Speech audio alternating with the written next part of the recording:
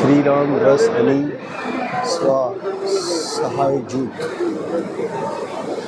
lot of honey products. Weight loss acidity માટે વરિયર સારું, અલગ અલગ પ્રકારના મળે, બધાના ગુણધર્મો અલગ અલગ. આ એક નેચરલ રો હની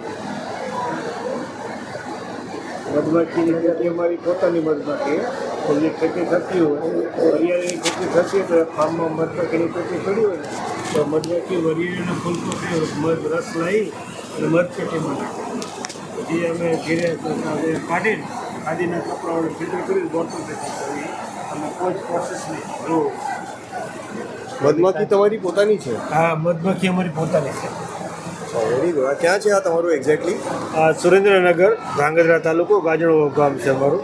અચ્છા. અને આ જે ફોટોમાં બતાવ્યું છે તમારું પોતાનું ફાર્મ છે? અમારું પોતાનું જ ફાર્મ છે. ઓકે. તો આ નોર્મલી શું આની પ્રોસેસ કેવી રીતે હોય? અમારી પાસે રોવાની હોય, અમે આની કોઈ પ્રોસેસ કરતા નથી. જે ફાર્મ પર મધમાખી કામ કરતી હોય, દાખલા તરીકે અજમાની જ્યારે ખેતી થતી હોય તો બધા ખેડૂત ભાઈ અજમો વાયો હોય તો અજમાની ફૂલ પરથી મધમાખી રસ લાવીને મધ પેટીમાં મૂકે છે અને પછી એને મધ પાકી જાય પછી અમે કાઢવી છીએ. મધ કાઢતી વખતે ઈંડું કે બચ્ચું કંઈ મરતું નથી, એટલે અમારું મધ અહિંસક છે.